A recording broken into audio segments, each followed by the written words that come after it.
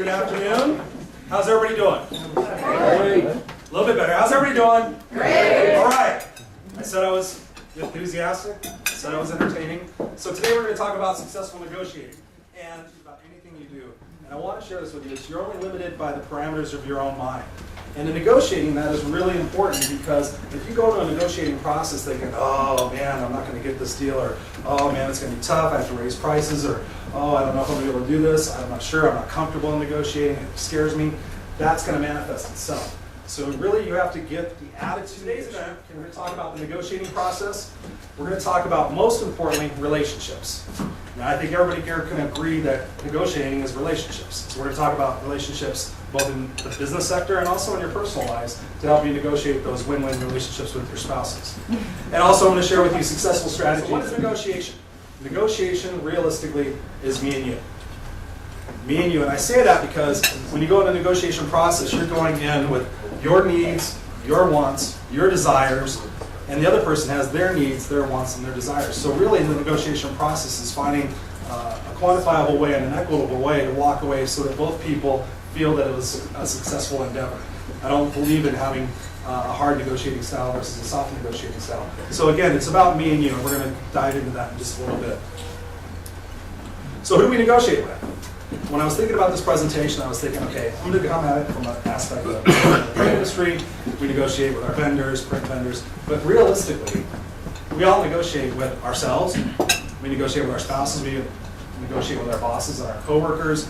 We negotiate with even the family dog. I put Sparky on there just for a little bit of negotiation process. You have a bone. Sparky wants the bone. You want Sparky to sit. Sparky doesn't sit. Sparky doesn't get the bone. Sparky sometimes gets the bone when he doesn't sit, and he wins the negotiation. So, what is negotiation? I wanted to make it as simplified as I possibly could so that it was easy to understand, it was easy to walk away with, and put something into action. Negotiating is a discovery process. It's a discovery process between the person you're trying to buy something from and what you need. The supply and demand portion of that is important that you understand where it is that if you're purchasing something, is what's the supply and what's the demand, and you have to go through that discovery process. For example, today, it's an excellent opportunity if you're in the buyer's market for printing equipment, mailing equipment, cars. You know that there's a huge supply and there's a low demand. Conversely, if you know that there's a huge demand for and a low supply, you realize that the negotiating battle is going to be a little bit tougher, and you have to know what exercises you need to go through in order to be successful. The big thing is needs versus wants. And this is an example I use. We all have needs.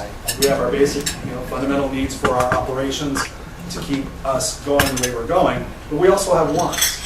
And it's important when you're going through the negotiation process is to list out what your needs are and list out what your wants are and list them in such an order that you're willing to make concessions. We're going to talk about concessions in a little bit because that's a huge part of the negotiation process no matter what you're doing, is what are you willing to give up. It's also about building partnerships. Over the 16 years I've been at Patterson, I'm proud to say that I have a lot of excellent partnerships with freight carriers, mail services partners, you name it. All my relationships are very positive. It's a collaboration. It's a partnership. I'm not out to try to get every cent I can out of you and not have you get commission, but I'm also trying to find the best value for what I'm trying to accomplish for my company. And most of all, negotiating is not a contest. I think some people go in with the perspective is that I'm going to get as much as I can. I'm going to show them I'm good at this. Watch me go. And what that does is that puts people on the defensive. That makes it seem like it's more of a competition rather than a collaboration. And people don't want to help people who aren't trying to help them. So when you think about it, it's not a contest of who's going to win and who's going to lose. So,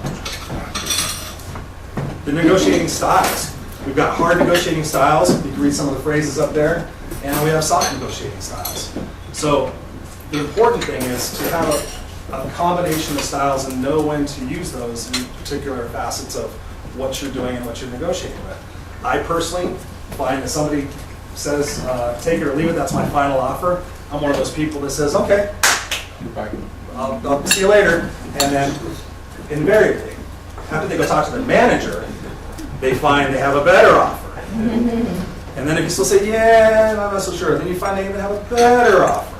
So, and also on the other side, I have a supervisor in the print center, she has really soft negotiating styles. She takes the first offer when the car salesman says, okay, here's what you're going to pay. Oh, okay, all right. So I've had to kind of work with her because she's like, well, they said that was their final offer. I said, no, dear, no, let's talk about this. So having a hybrid of the negotiation styles is very important.